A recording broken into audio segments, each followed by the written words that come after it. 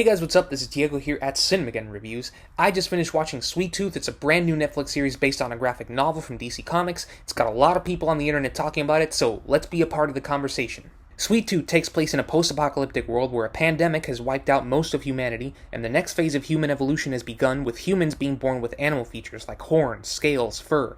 Our protagonist is a little boy named Gus who was born with deer ears and antlers. He starts a journey across the country to find his mother as a group of human survivors called the Last Men try to hunt him down. As I said before, this show has been getting a lot of buzz on the internet lately, and a lot of my friends have been talking about it as well.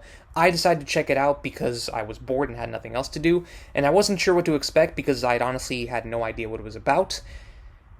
And I was really pleasantly surprised to find out that this show is great. Sweet Tooth is an amazing adventure story that talks about family and humanity and nature, but it does so in a way that still feels unique compared to other post-apocalyptic things you've seen before. We've seen stories about post-apocalyptic worlds many times before, but never quite like this. There's a sense of magic here, a sense of childlike wonder that you almost never get in a movie or TV show nowadays.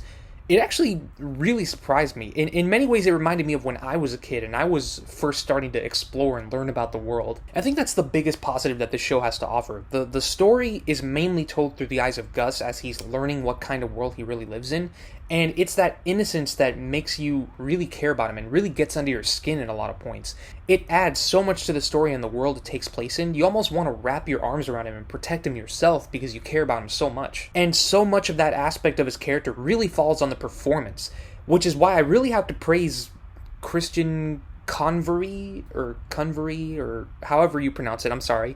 But the actor that plays Gus gives us such a great performance that it really captures that innocence and sense of adventure, and it elevates the story that much more. Two other performances I have to mention are from, I have it written right here, Nunzo Anozie, if I'm pronouncing that right. I probably butchered that, I apologize. And Stefania LaVie Owen. That one was easy though. Nonzo, if I'm pronouncing that right, plays a guy named Jeopard, and there's definitely a father-son dynamic between him and Gus over the course of the story, but he also carries quite a bit of emotional weight, and the development of his character was actually really fascinating. He also did a great job. As for Stefania's character, Bear, her relationship with Gus is kind of like the protective little sister, and it's actually pretty endearing. Plus, there's an aspect of her character with her background that was actually really interesting, and it expanded the world in this great way. One of my favorite episodes is right after we first meet her character, and we get to explore where she is at the beginning of the story. The thing that this show does the most different from other shows and other movies about post-apocalyptic worlds is that it gives us different points of view about how other people are surviving.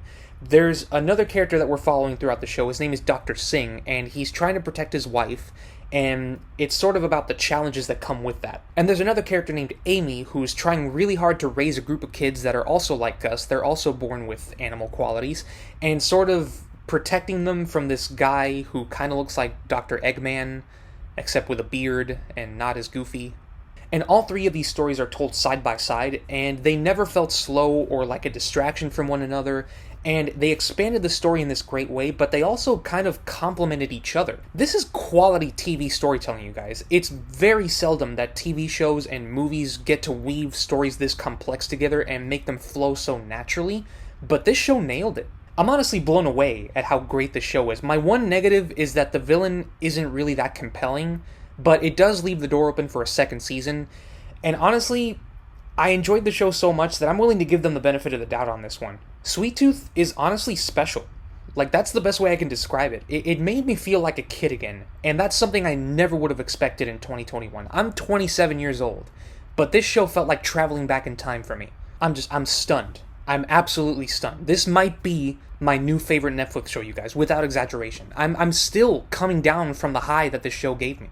I can't wait for the second season. I'm excited to see where all the characters go next and where the story goes. So, obviously, my rating for Sweet Tooth Season 1 is 10 out of 10. So please, please, please check out Sweet Tooth when you can. The first season is available now. It's only 8 episodes, but I think you'll definitely be left wanting more. And if you've seen the show already, please let me know what your thoughts are in the comments. As always, guys, be sure to like and subscribe, and don't forget to follow us on Facebook, Twitter, all that good stuff. And if you want to support Cinemageddon Reviews just a little bit more, be sure to follow us on Patreon. We got a lot of bonus content on there and exclusive rewards, including a chance for you to request a show or movie you'd like to see us review in the future. Thank you guys so much for watching. This is Diego for Cinemageddon Reviews, and I'll see you on the Wasteland.